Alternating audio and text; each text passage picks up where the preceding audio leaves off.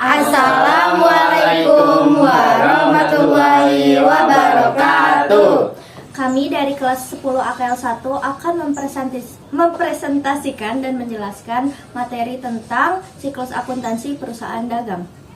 Saya Kodrinanda Salsabila. Saya Radel Ananda Kusnadi. Saya Zahara Aulia Ramadhani.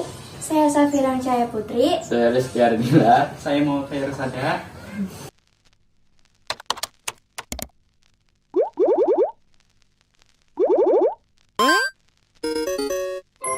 Oke, di sini kita akan menjelaskan yang pertama itu pengertian perusahaan dagang, kedua siklus akuntansi perusahaan dagang, ketiga bukti transaksi, keempat jurnal khusus, kelima bukti besar umum, keenam neraca saldo, ketujuh neraca lajur, ke-8 laporan keuangan, ke-9 bukti besar pembantu, ke-10 daftar saldo, 11 bukti memorial, 12 jurnal penyesuaian, dan yang terakhir adalah penutupan buku. Oke, yang pertama-tama kita akan menjelaskan dulu pengertian perusahaan dagang.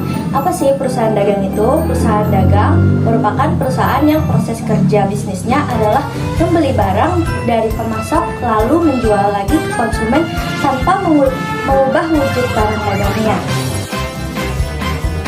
Ada beberapa contoh perusahaan dagang, yaitu satu warung kelontong, toko baju, toko alat tulis, barang elektronik dan semacamnya, toko swalayan, toko serba, toko pedagang kaki lima, konter pulsa, terus ada retail atau supermarket besar, ada department store, minimarket, dan retail perkakas dan perlengkapan rumah tangga. Siklus akuntansi perusahaan dagang. Siklus akuntansi perusahaan dagang adalah sebuah proses yang harus dilalui untuk membuat laporan keuangan perusahaan tersebut dalam periode tertentu. Secara umum, perhitungan ini akan diawali dengan mengumpulkan data transaksi hingga ke pembuatan laporan keuangan perusahaan untuk bisa dilanjutkan ke penutup saldo. Inilah gambaran contoh siklus akuntansi perusahaan dagang.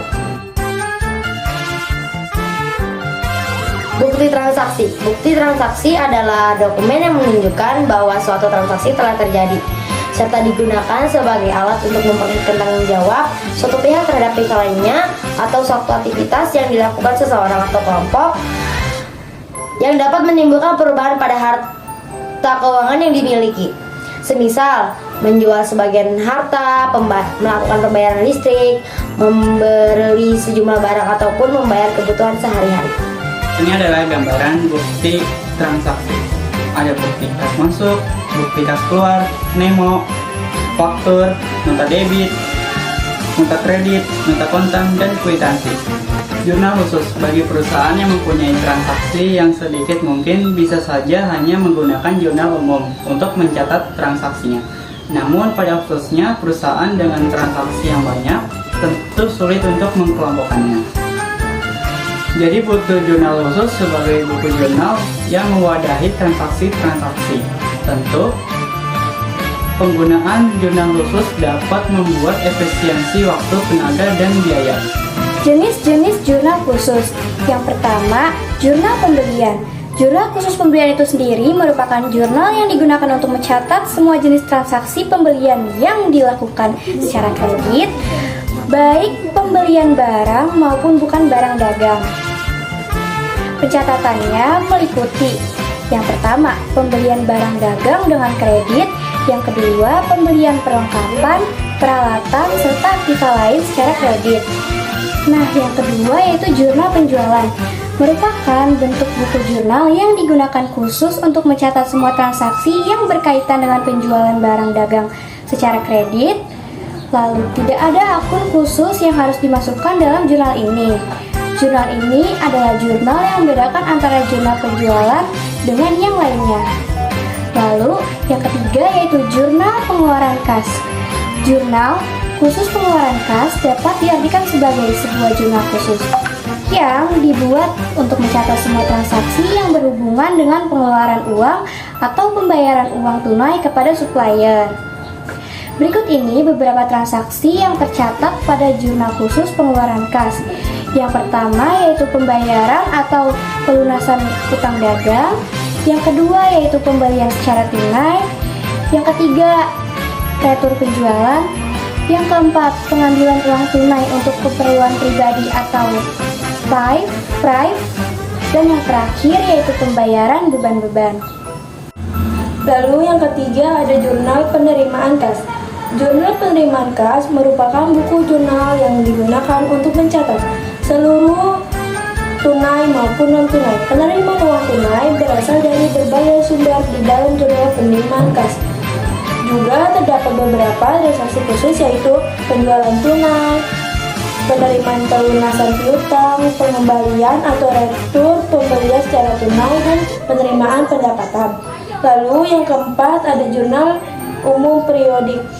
Metode periodik atau fisik biasanya digunakan pada perusahaan yang menjual barang dagangan dengan harga yang relatif dan murah.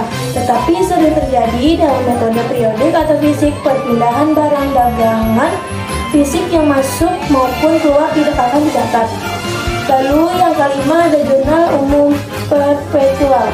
Metode perpetual atau terus-menerus biasanya digunakan pada perusahaan yang menjual barang dengan harga yang relatif mahal, tetapi jarang terjadi pada metode perpetual atau terus-menerus. Transaksi pembelian barang dengan dapat dicatat dengan mendebit akun persediaan barang dagangan sebesar harga beli atau harga perolehan.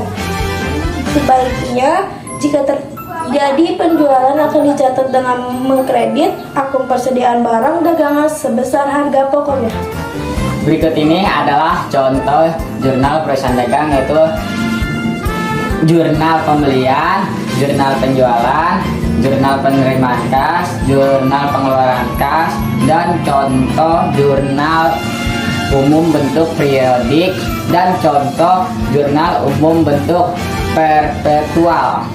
Buku besar umum, pengertian adalah buku besar yang mencatatkan semua transaksi umum perusahaan seperti penjualan, pengeluaran, dan pendapatan. Contohnya, pertimbangkan perusahaan fiktif ABC Furnitur. Mereka mencatat semua transaksi mereka dalam buku besar umum. Di sini mereka mencatat pembelian bahan baku, pengeluaran gaji karyawan, penjualan furnitur, dan pengeluaran lainnya. Seperti transaksi dicatat dengan rinci, termasuk tanggal, deskripsi, dan jumlah.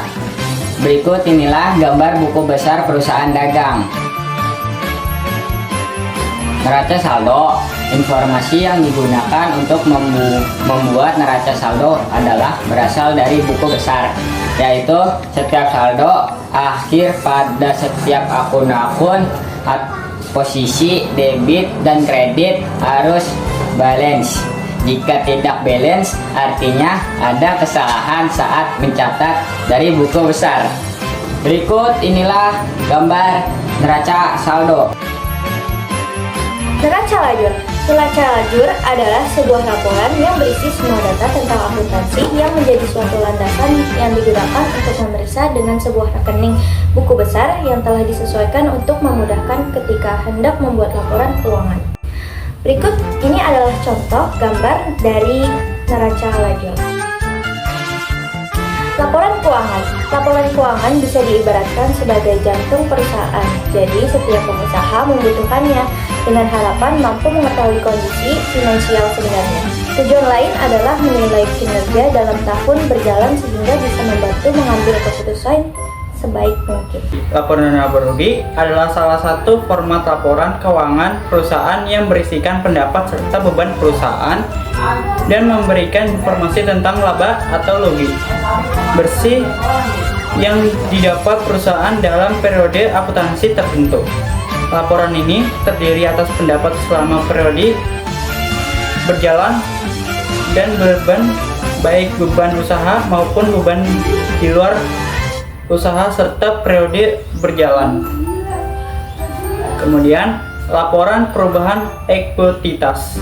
Laporan perubahan ekuitas adalah laporan yang isinya memberikan informasi mengenai perubahan modal akibat penambahan dan pengurangan laba atau rugi dan transaksi keuangan pemilik modal. Yang pertama, perubahan modal adalah laporan keuangan modal yang diperoleh dari selisih antara penambahan jumlah modal dan laba atau rugi dengan jumlah penarikan modal. Yang kedua, laporan perubahan modal merupakan salah satu bagian utama dari laporan keuangan selama proses akuntansi. Yang ketiga, neraca. Neraca adalah bagian dari laporan keuangan perusahaan yang berisi mengenai tentang posisi aset atau harga kekayaan yang dimiliki oleh perusahaan, posisi utang, dan modal pemegang saham pada periode waktu tertentu. Neraca akan memberikan gambaran kepada investor mengenai yang dimiliki perusahaan, jumlah hutang perusahaan, serta modal yang diinvestasikan pemegang saham ke dalam perusahaan. Yang keempat, laporan arus kas. Laporan arus kas adalah salah satu catatan perusahaan yang berisi data-data keuangan terkait perhitungan pengeluaran dan pemasukan dari seluruh kegiatan operasionalnya.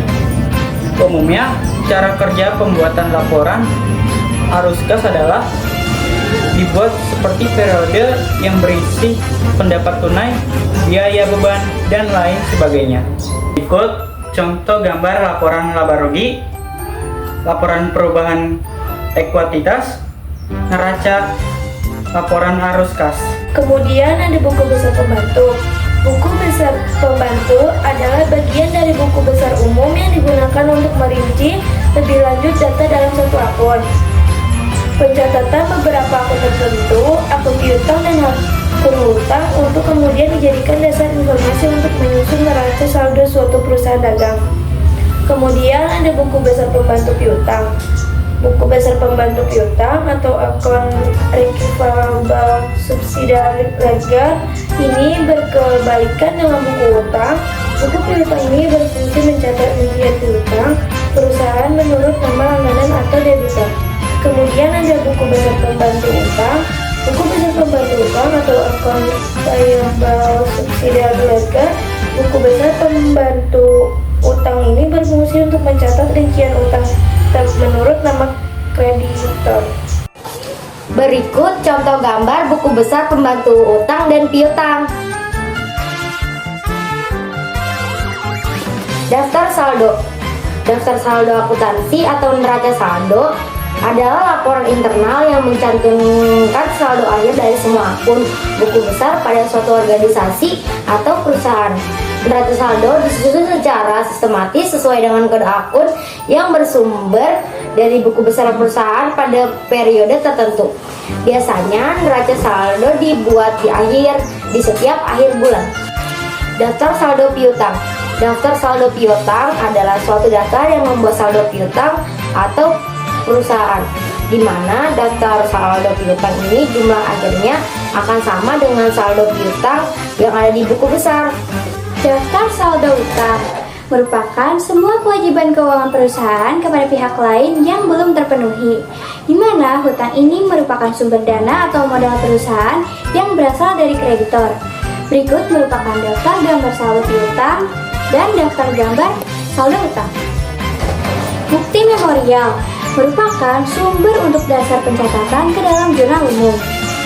Dalam sistem penjualan kredit, bukti memorial merupakan dokumen sumber untuk mencatat harga pokok produk yang dijual dalam periode akuntansi tertentu. Berikut merupakan gambar bukti memorial. Jurnal penyesuaian. Jurnal penyesuaian adalah jurnal yang dibuat pada akhir periode akuntansi untuk mencatat pendapatan atau pengeluaran yang belum diakui untuk periode tersebut. Jurnal penyesuaian juga dapat digunakan untuk mencatat transaksi yang dimulai dalam satu periode akuntansi yang berakhir pada periode berikutnya. Berikut inilah contoh jurnal penyesuaian. Jurnal penutup. 1. Jurnal penutup. Jurnal penutup adalah perusahaan dagang merupakan laporan keuangan yang disusun pada periode akhir pembukaan yang digunakan untuk menutup nominal akhir sementara. Sementara jurnal ini mencakup beberapa akun, yakni akun pendapat, biaya, laba, rugi, serta FIP. Kedua, neraca saldo setelah penutup. Neraca saldo setelah penutup atau closing trial balance adalah laporan akuntansi yang dibuat setelah semua penyesuaian dan entry penutup dibuat. Neraca saldo ini berisi semua akun perusahaan dan saldonya, termasuk akun real, harta, uang, dan modal.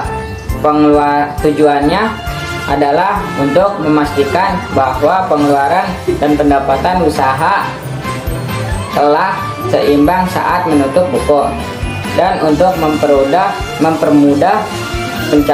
pencatatan di awal periode berikutnya. Neraca saldo ini juga dapat membantu Anda mengetahui apakah besaran modal dan aset dalam keadaan seimbang atau tidak. Yang ketiga, menutup buku besar. Tutup buku besar dalam perusahaan dagang adalah kegiatan yang dilakukan pada akhir periode akuntansi untuk menutup siklus lama dan menggantinya dengan siklus baru. Dalam proses ini, perusahaan perlu menyesuaikan. Berikut merupakan contoh gambar jurnal penutup, menutup buku besar, dan neraca saldo setelah penutup.